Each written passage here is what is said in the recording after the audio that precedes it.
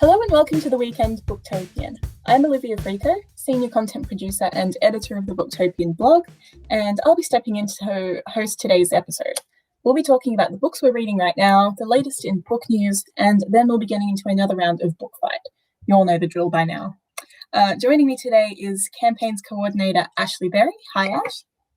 Hey. Our content and brand manager Mark Harding.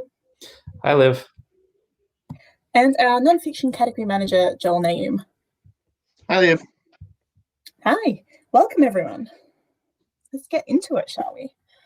So welcome to our guests and, of course, to our lovely listeners. Let's kick off by talking about some big news items that have been hitting the world of books this week. So first up, the Booker Prize has announced that it is moving the date of the winner announcement from the 17th of October to the 19th. Did I say October? November. 17th of November to the 19th. And they're doing that to avoid clashing with the release of the former US President Barack Obama's memoir, A Promise to Land, and also to give readers some breathing space. Naturally, people are a little bit bemused, and some are saying that this is further proof of the Booker Prize falling in greater sway to the US market. Am I alone in thinking that this is a really silly reason to move the winner's announcement? Joel, you're our non-fiction specialist, and A Promise to Land falls in your kingdom. Do you think it's likely that this book is big enough to eclipse the announcement of the Booker? I'm not sure. It's a very strange problem. I can see the issue. I can see why they would have done it, because they're worried that the book will overshadow the announcement. And I think there's probably a crossover in audience, because this isn't just a US book. Obviously, it's a global book.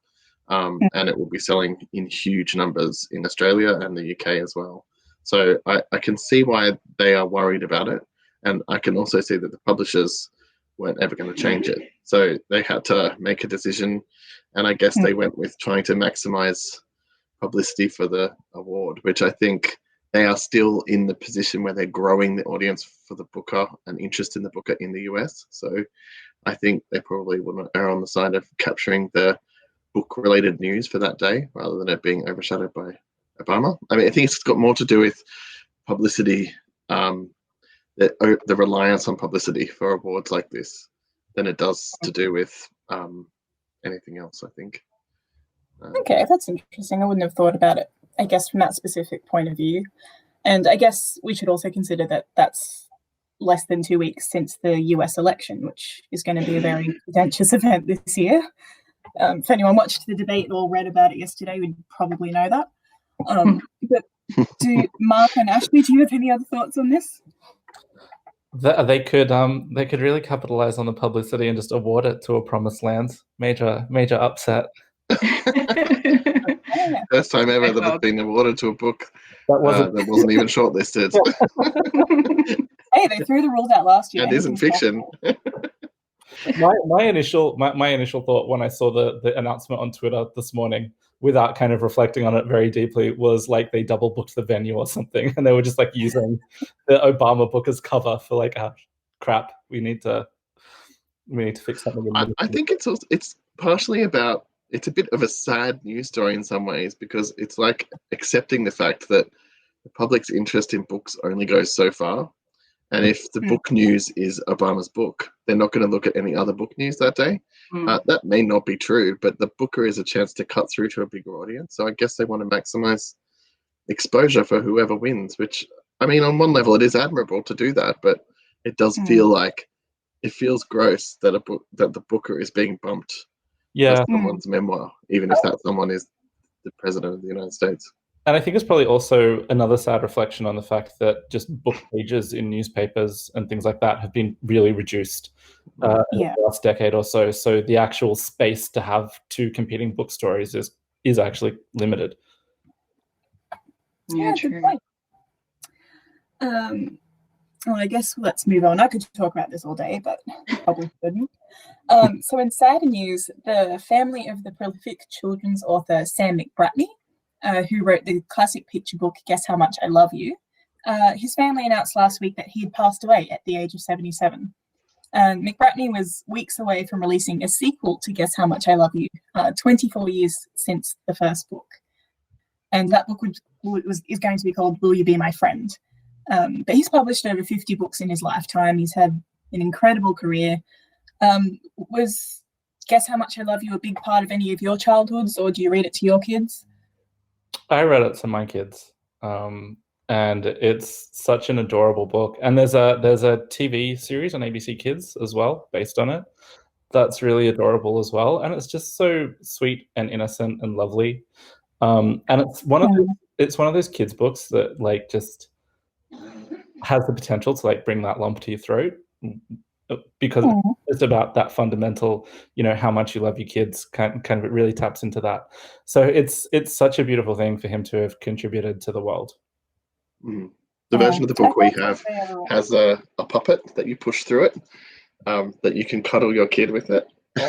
With the little puppet. Oh my god, it's adorable. It's really adorable. It wasn't part of my childhood though. I'm not sure if that's because it just didn't travel to Australia when I was a kid, or it was written then. Yeah, I was. Yeah, I was going to say, is it too young for either of you? I don't think so. But maybe Well, I was surprised when like reading the news last week when I found out when it was published, because I just assumed it was a more recent book, because I don't recall it from my childhood. Yeah, I never really read it either. Yeah, I only first heard about it probably mid-late teens, and that's because I had younger cousins who then got onto that book. So yeah, hearing it was 24 years old is quite surprising. Yeah. Okay, so I am too old for it. Fine. I do think there's an overall movement in children's publishing towards more global children's books. Like when I was a kid, some of the classic American children's books weren't books that we ever read, but they are books that I read to my kids. So it feels like the internet has sort of democratized children's books in a way, especially classics. So there are certain American children's books that, I was just never exposed to, and then heard about it as an adult and got for my kids. I wonder if there's an element of that going on. Yeah, that's a great point. I have the exact same experience. Well, let's move on. It's time for the What Are We Reading segment of the Weekend Booktopia. So Ashleigh, what are you reading and what have you been reading? That's a big question, really. The last few weeks have been super busy for me. Liv has been running me wild with reading books for the blog. This month I started with To Sleep in a Sea of Stars. That clocked in at a tight 800 pages. I've also read a few of the Booker shortlists this month, but probably my key book, which I just finished the other day, is The Devil and the Dark Water by Stuart Turton. Now, I was super excited to read this book. For me, this is one of those, top tier end of the year, it's coming out this year books. And that's largely because I am a super big fan of his debut, The Seven Deaths of Evelyn Hardcastle. I found that to be so clever, so complex. I was recommending it to everyone who would listen, even if they didn't really like a mystery book.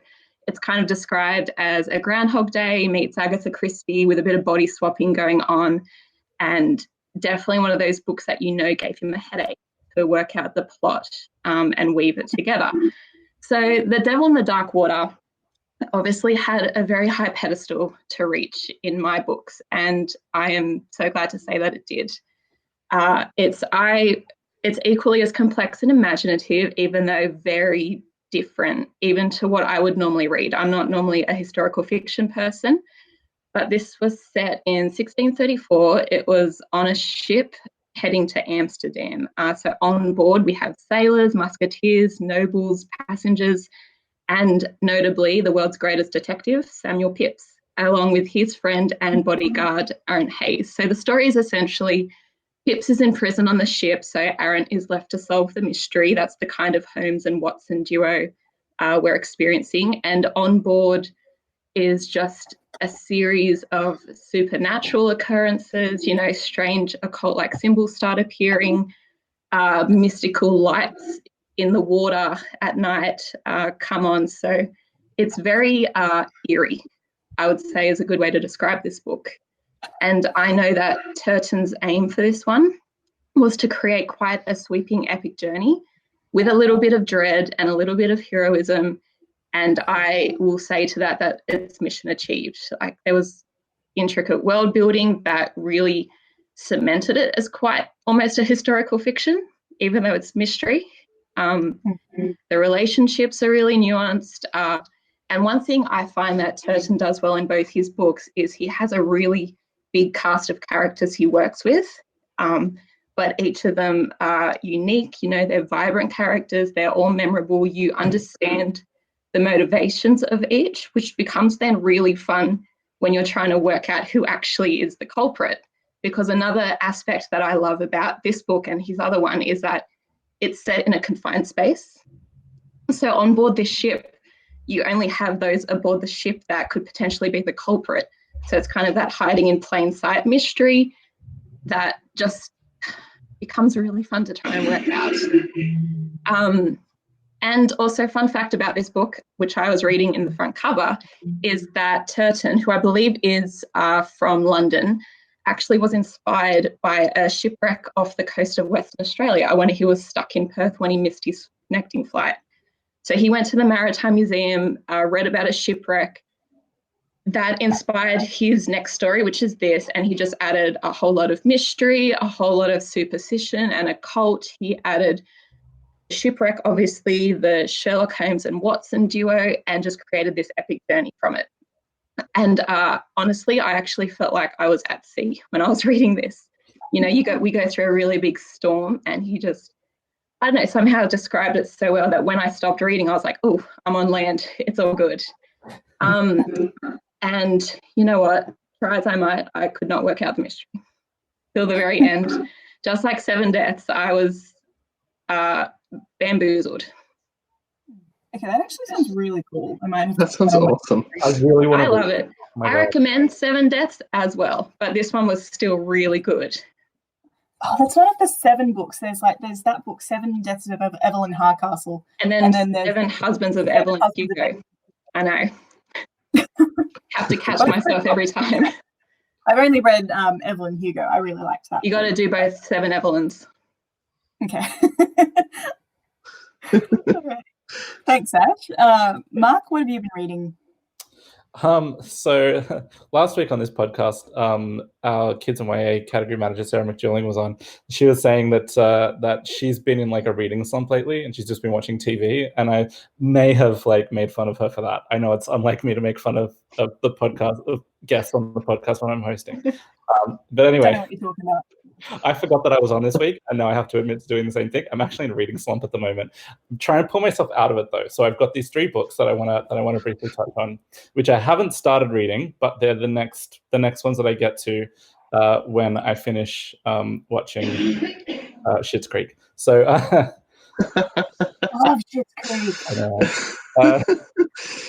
Pity this is the book podcast, really, because we could just talk about Schitt's Creek for the rest of the time. I'll find a way to shove Schitt's Creek into any blog post. So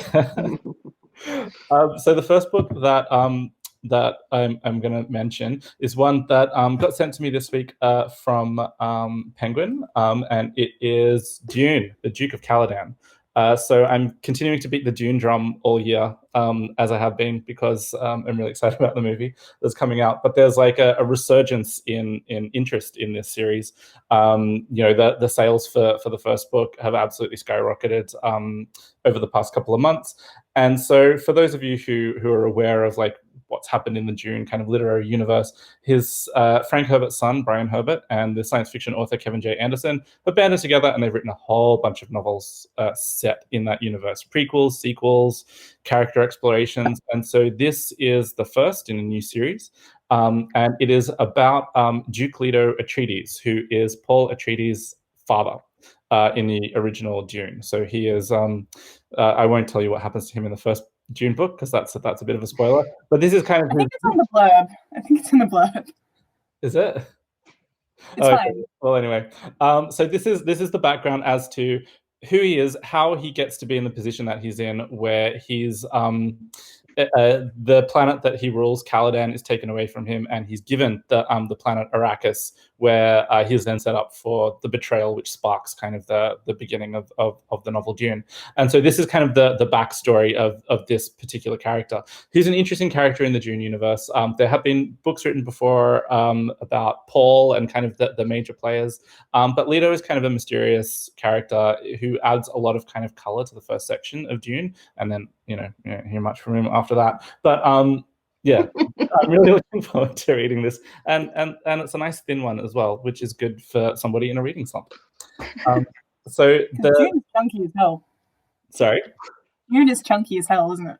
Yeah, Dune's pretty chunky. Yeah, it's long. Yeah, I was planning to read it before the movie comes out, but I was like, yeah, it's sitting in one of my piles back here to read. It's a great book. So Duke Leto is played by Oscar Isaac in the new movie, right? So you can just picture Oscar Isaac while you read it, and it'll be much more fun. Yeah, I'll do it for Oscar Isaac. And I know. Yeah, I'm not in that movie for Timothée Chalamet or whatever his name is. I'm in it for Oscar Isaac. And I know that this is just a podcast, but for those of you who are listening, we are actually looking at each other on a video call, and you can see on the cover art there they've kind of sketched the character so he looks a little bit Oscar Isaac-y without actually being Oscar Isaac, which I think is cool. Cool. The second book that this one arrived this week as well. I just ordered it from Booktopia to booktopia.com.au for all of your book needs. That's the name of the podcast. So this book, I'm an avid follower of the horror literature subreddit, and this is a book that's been kind of coming out kind of all year, and I think the release date got delayed because of COVID, but it is now out, and I got a copy. It's called The Only Good Indians by Stephen Graham Jones, and it's kind of American rural horror, which is something that I really dig. And so the concept behind it is it's about these four friends. They've gone out into the wilderness. They've shot a deer in their youth. Now they're being hunted a decade later by something. And that's all I know about it. So I'm going in like really without much knowledge of it. But apparently it's a very good exploration of like friendship and society and race and heritage. And I'm really looking forward to getting into that. And again, nice thin one. And then the last one I'm going to talk about is one that came out, I think, at the end of last year. And I didn't get a chance to get it at the time. But now that I'm finishing Schitt's Creek and getting back into reading, I'm going to read this. It's an 800-page book. It's called Wanderers by Chuck Wendig. And it's about a plague. So it's kind of timely for 2020. But it's a plague where it's a sleepwalking plague. So people wake up, well, they don't wake up. Obviously, they get up and they start sleepwalking en masse in a certain direction, and nobody knows where they're heading, and nobody can wake them up. And it's about how society is transformed by this event, and it's about kind of societal collapse, but it's also about people who want to kind of shepherd the sleepwalkers, the mystery of like the journey of where they're going, all kinds of interesting stuff. So I think this is going to be a really interesting read for the back half of 2020. Yeah, so those are the books that I'm about to read when I finish Schitt's Creek. Always risky to talk about the books you're about to read, because then when you've read them, you can't talk about them. I know. Thanks, Mark. And last but not least, Joel, what have you been reading? So I've been very busy too. Most of the reading I've done has been for work, but not at all unpleasant reading, because I get to interview very interesting authors, and the books that they've written that I read for work have ended up being really, really fun to read. So the first one I'll talk about is Moonlight by Gary Linnell, fulfilling my brief as nonfiction category manager. Both of these books are nonfiction. The Moonlight is the second book that Gary's written, history. He writes in a really accessible fiction-y style, so it's not like heavy history reading, so it's very, very accessible.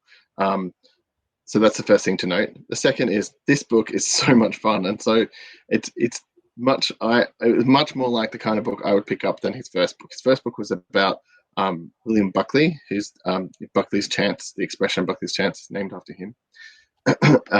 which is a very interesting story. But this one is about Captain Moonlight. It's called Moonlight, the bushranger, which hilariously I got to discover upon reading it that my partner, who's British, thought that bushrangers were people who looked after national parks. So that was funny.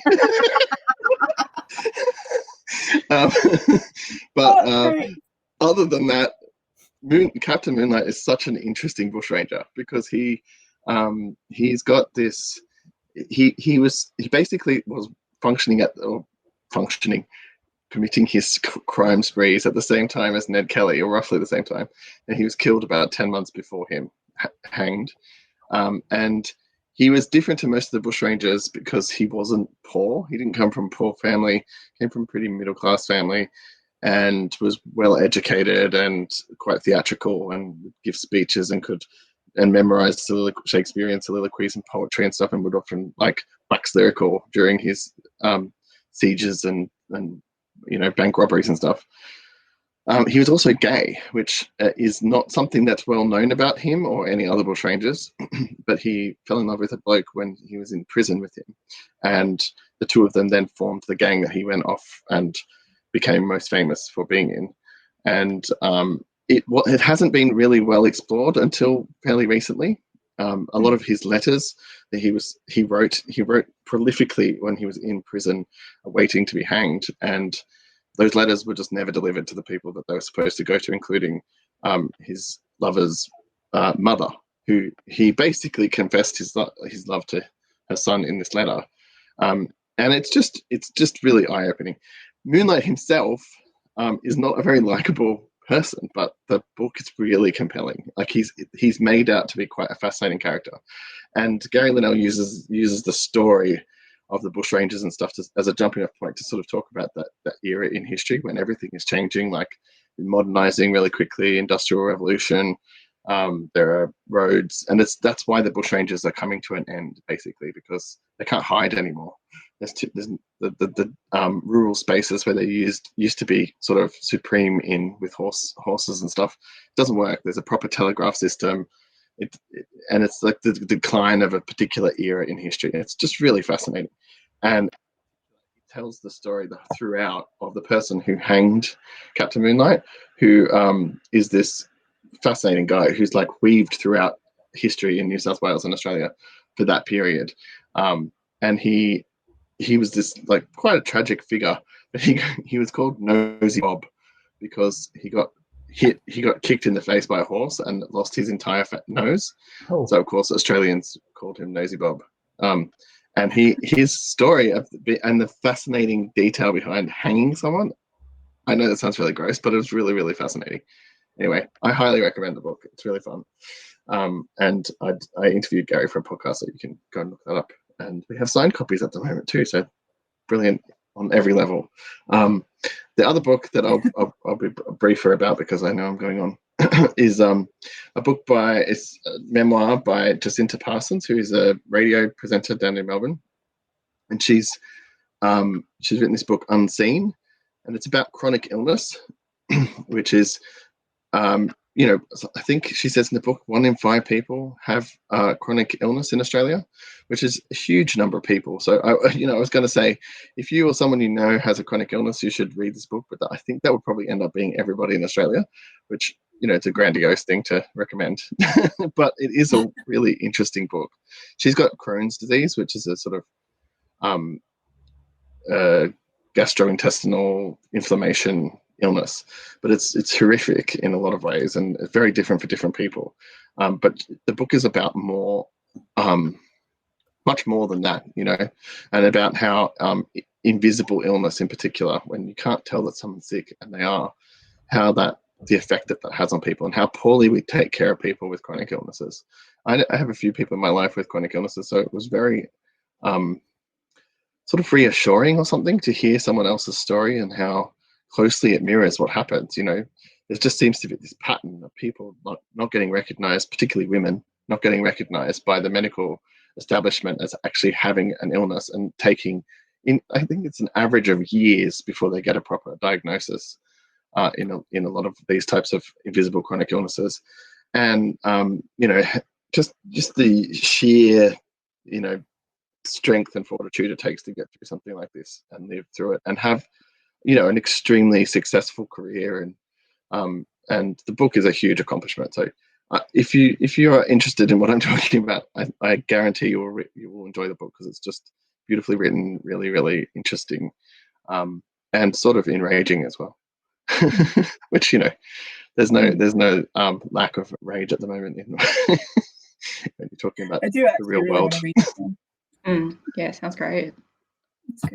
But that's all. And the next book I read will probably also be a podcast book. But that will be the case until the end of the year, when we stop doing quite so many podcasts, I suspect. Yeah, I always say that, like, I can't wait for January, and then I can just read whatever the hell I want, and then I always end up just reading whatever I get sent. Yeah. Thank you, guys. Those are some really good books you've been reading. And thank you for talking so wonderfully about them. Joel, you said you were rambling on, but I don't know, it's really nice to listen to people like actually be able to talk about why they love a book and what's so good about it. It's kind of a rare skill, so thank you, guys. But of course, it is now time for Book Fight. Depending on my mood, either my least favorite or most anticipated part of the weekend Booktopian, depending on if I'm hosting or participating. Which do you prefer? Definitely participating, because then, I don't know, I've discovered I'm a better quizzy than quizzer. Is that a word? Quizzy is a word. Yeah, I'm sure it is. All right, everyone pick your buzzer words, please. Okay, I'll say June. Can I just go Ash? I don't have more capability than that. I'm just going to say Buzz, because, saying chronic illness takes too long. Yeah. I was going to say, you could say mood. Devil in the dark water. Mark got June, so. All right. Okay. So, time for Book Fight. Question 1. What is the subtitle of Mary Shelley's novel Frankenstein? Oh, Dune. Yep. Modern Prometheus. Yes. Oh, well done, Mark. Question 2. I have a feeling that Mark's going to get a lot of these. My bad. Question 2. The new Netflix series, The Haunting of Bly Manor, is loosely based on which book? Dune. Yes, Mark? The Turn of the Screw by Henry James. Right again. It's like Mark just writes the questions and gives them to you. No, he doesn't. But this is a great improvement on last time when no one was answering the questions because they were too hard. Oh yeah, fair enough. Question 3. Which science fiction and fantasy writer has won the Hugo Award for Best Science Fiction Novel 3 years running? Bonus points if you can name each novel. Yep. Oh, N.K. Jemisin? Yep. And it's for what are they called? The Stone... Obelisk Gate. That's the third one, right? Stone Sky. Yep. And the 5th season. Yes. Well done. Is that all 3? Did I get them right? Yep. Yeah. Well, it's 1 point for the author and then 3 for the novel. So. Well. That was well worth answering. I think Mark stayed a bit quiet for that one, because he just be careful, because like if you get an answer wrong and Liv gets upset because you should have known it, she'll take points off. That's what she did. That's 1 time. That's how I won last time. I was like really far behind, and then Nick upset you. Nick always upsets me. Well, the quiz master gets to decide. Yeah. Quizmaster has too much power. All right. Question 4. Which of these plays by William Shakespeare is not considered a comedy?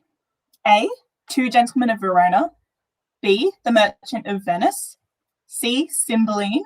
Or D. Winter's Tale. Buzz. Yes. Merchant of Venice? No.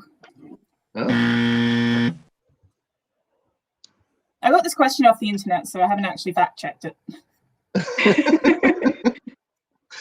Do you need to hear the options again? Yeah, go through them again. Two Gentlemen of Verona, The Merchant of Venice, Cymbeline, and Winter's Tale. Winter's Tale. Wrong. Cymbeline? Actually, I'm going to throw this open to you. So I'm feeling A and C. A and C. Okay, it's a 50-50. Yeah. I actually am going to go A. You're all wrong. Cymbeline is not considered a comedy. I don't even know Cymbeline. I've never heard of that one. Are you sure that's a legitimate website you were on there? Okay, it was from like a Penguin, like it was from Penguin. And I'm also, sure it is. I'm sure it's a real book. I don't think it is. No, It actually a whole features Shakespeare prominently book. in one of Ali Smith's novels, one of the seasonal quartets. I think it is Spring, but I could be wrong. The Shakespeare stands out there are going to be like, they've never heard of Cymbeline? Oh my God. Oh, I did that wrong. They're going to be like sniffing into their cognac snifters or something. I don't know what the Shakespeare stands drink. Mead, surely. Mead. Yeah. How good is the word snifter? I love it. Yeah. I kind of want to own some just so I can say I have a snifter. Anyway. Question 5. What weird thing did Aldous Huxley and C.S. Lewis have in common? Hint, it's biographical. Oh, I think I know this.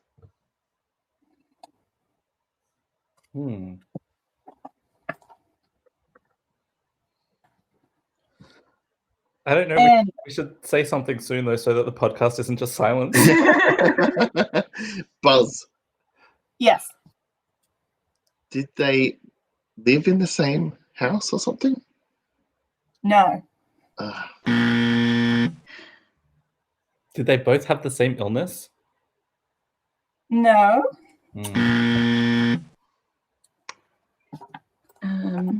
Were they both left-handed? they both left. I mean, I don't think that's really that weird, but no, you're incorrect. They might have been. I'm not sure if that. I can't say with any authority, but I'll tell you that Aldous Huxley and C.S. Lewis both died on the same day, November 22nd, 1963, which incidentally is also the day of JFK's assassination. Which website are you getting this from? The internet. I also just That Googled is definitely the day that JFK died. Yeah. I know because Stephen King wrote a book about it.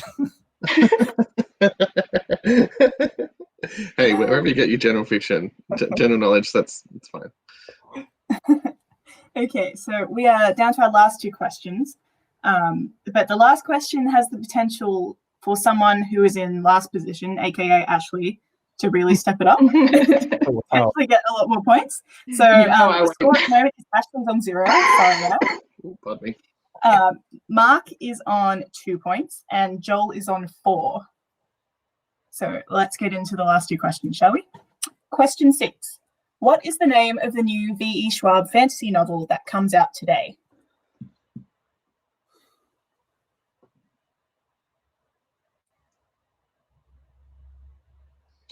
Oh man. Oh, I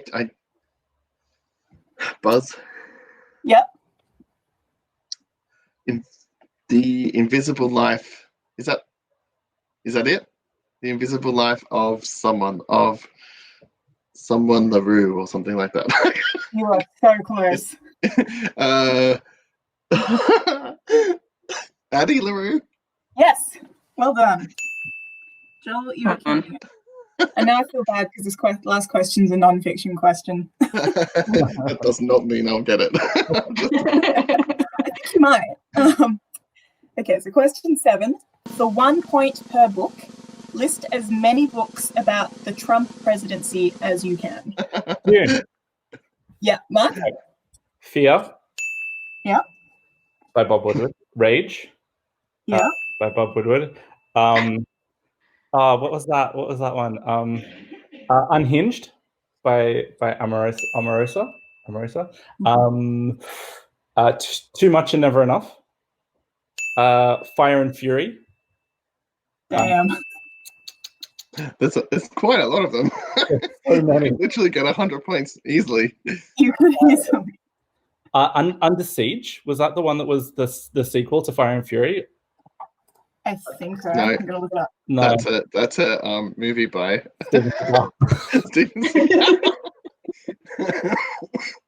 But there was Oh, a it's thinking of close, but I can't do that Siege. because you didn't get the name Siege, right. not Under Siege. Siege. Okay. I I don't know why I'm giving that to you. I feel like I should get that point. I appreciate that. Yeah, I'm gonna give that point to you. At this The point, Room I'm Where gonna It throw it out Happens to the by open. John Bolton. Yeah.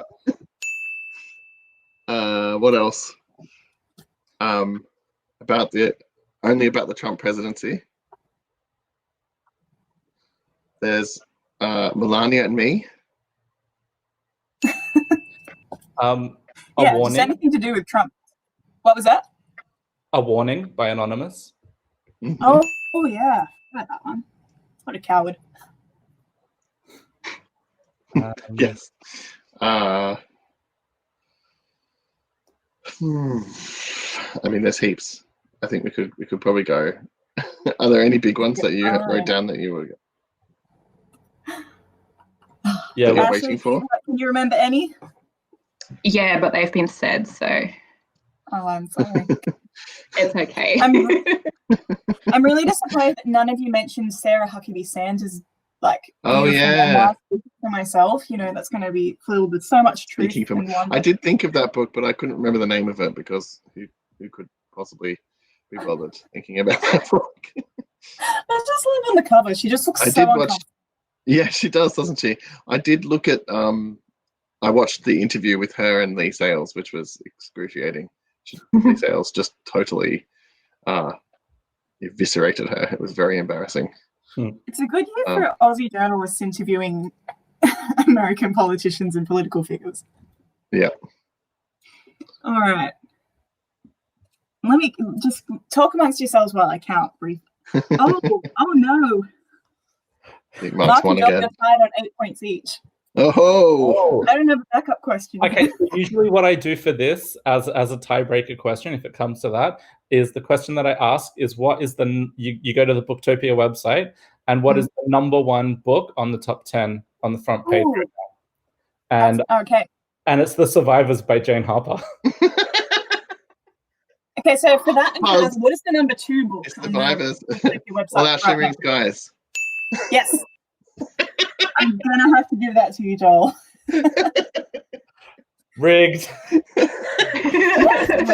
Finally, the last 2 times I played this game, Mark's beat me. And one of them in particular, he definitely stole an answer from me. That absolutely sounds like behaviour. So I feel very good now. All right.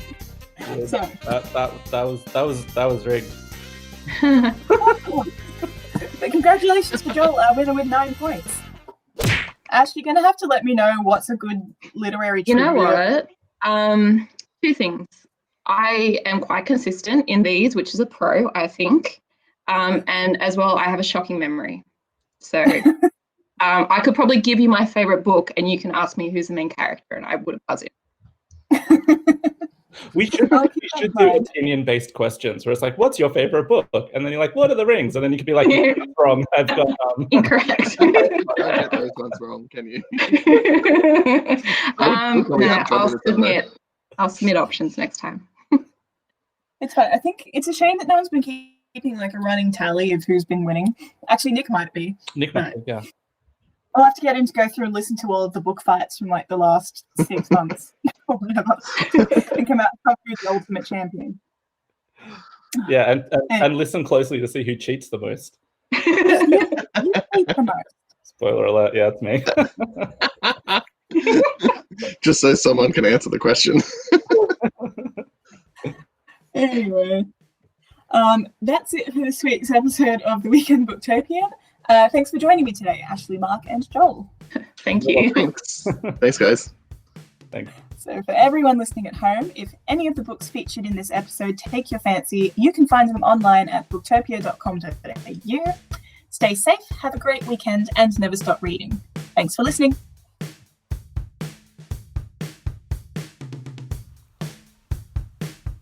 Thank you for listening to the Booktopia podcast channel.